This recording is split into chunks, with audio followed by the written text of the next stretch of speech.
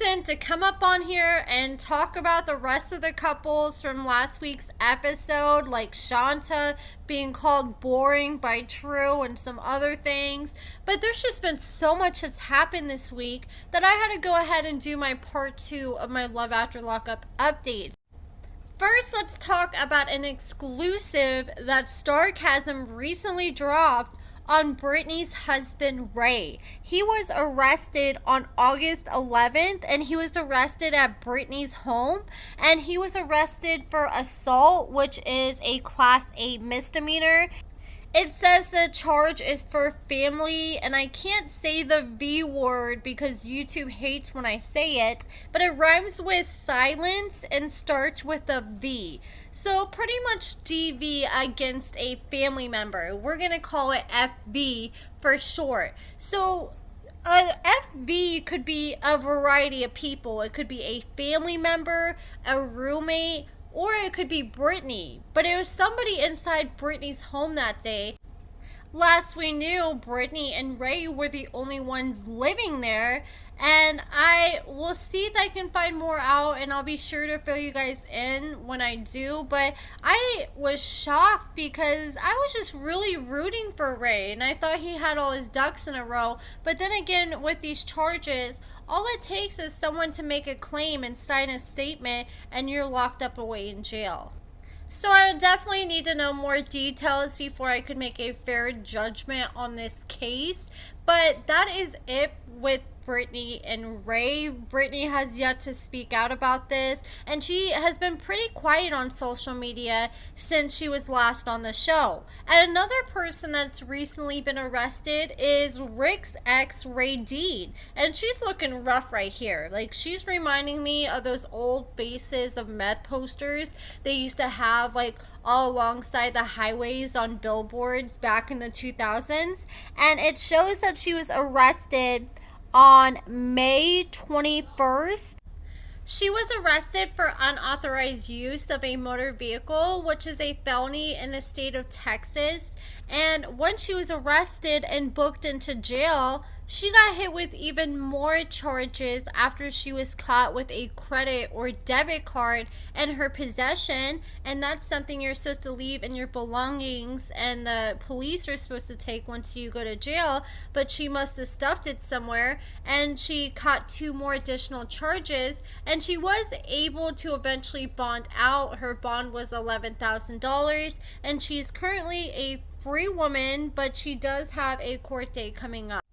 I wonder if she's still with her wife that she married on the show. And now I want to talk about Maurice. He finally posted his first pictures in his wheelchair since becoming paralyzed. And for some reason, I feel like a lot of people already know about this, but when I posted this on my Instagram, there's still a lot of people that had no idea that he was even paralyzed or shot. So in case you missed it, a few months ago, Maurice was shot 4 times while him and Mandy were walking down the street.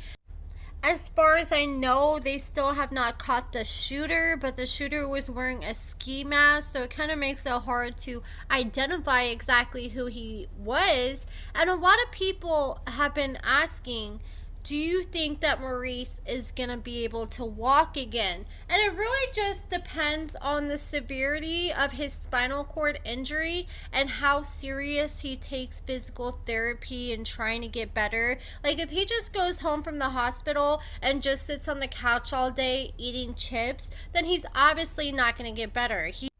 Here's how they typically determine if they believe someone will have a chance of walking again in the early stages of them being paralyzed. They'll take a little pinpoint and prick them with it, and if they feel really sharp pain, then 2/3 of those people will eventually be able to walk again, but a lot of them will have to use a walking device.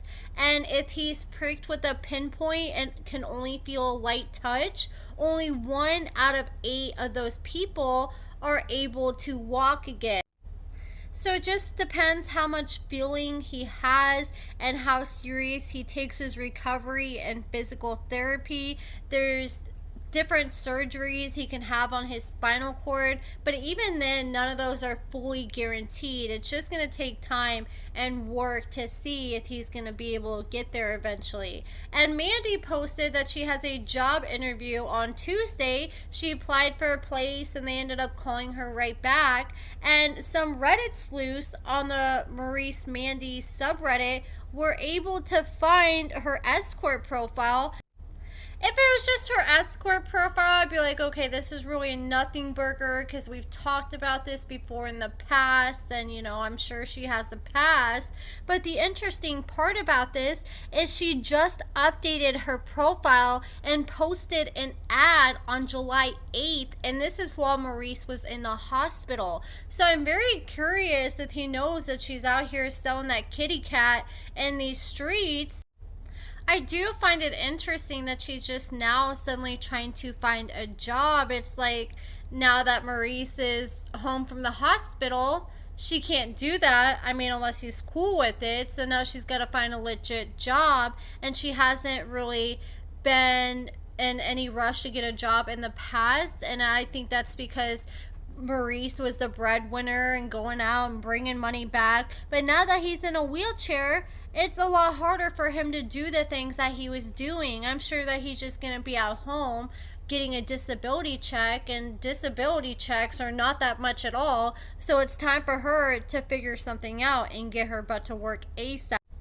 Now let's talk about Monique. Monique is frustrated because Derek is still trying to get an order of protection of her. She said Mother Effer is talking about standing on business, and she's talking about Angel and Derek. They made a post talking about how they're standing on business. And she said, but was in their Sunday's best yesterday in the domestic building with a silk shirt on, still trying to get an order of protection on somebody that's not even bothering you.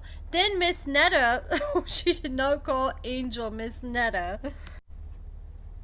Then she said, Miss Netta is standing beside you looking dumb as F with a greasy, lopsided frontal on.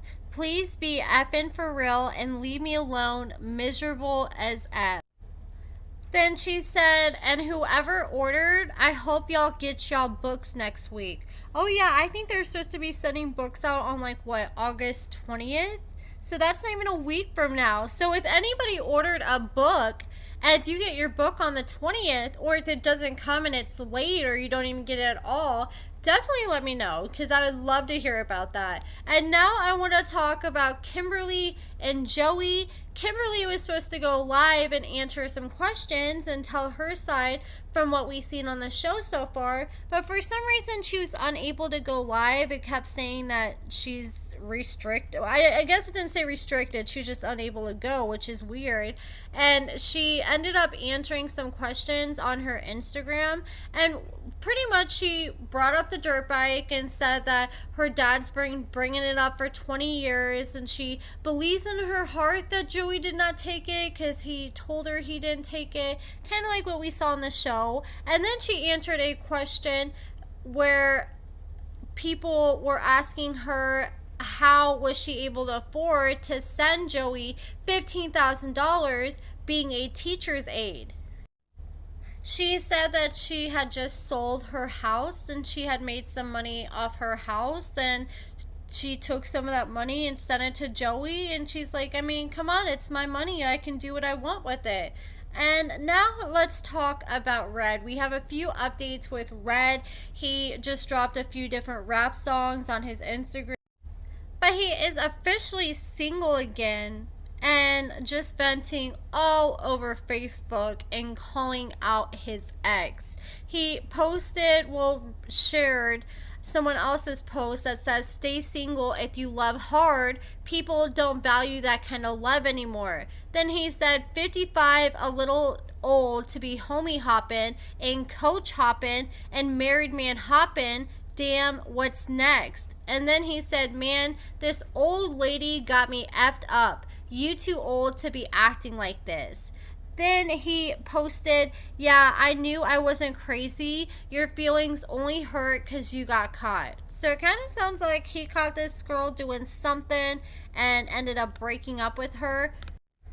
I'm pretty sure this is his ex he's speaking on, because I feel like I'm having deja vu right now, because him and this girl have been on and off, it seems like for at least a year now. And every single time they break up, he posts stuff just like this. And then in the past, he's posted screenshots of like 100 different numbers calling him back to back and blowing him up. And it's this girl just making all these different numbers and like spoof numbers and text now numbers to just blow him up and harass him. And she was saying all kinds of stuff to him, like saying he can't eat no coochie and he sucks in bed. Yet she's like blowing him up nonstop and can't leave him alone. And at this point, if it's that toxic, they just need to leave each other alone. It's already stressful and draining enough to go through a breakup. I couldn't imagine going through one like every other week like they be doing. But that is it for this video, guys. Let me know what you guys think about everything in the comments below. Check out my lashes at AccordingtoAmber.com. Give this video a thumbs up, subscribe, and thank you so much for watching.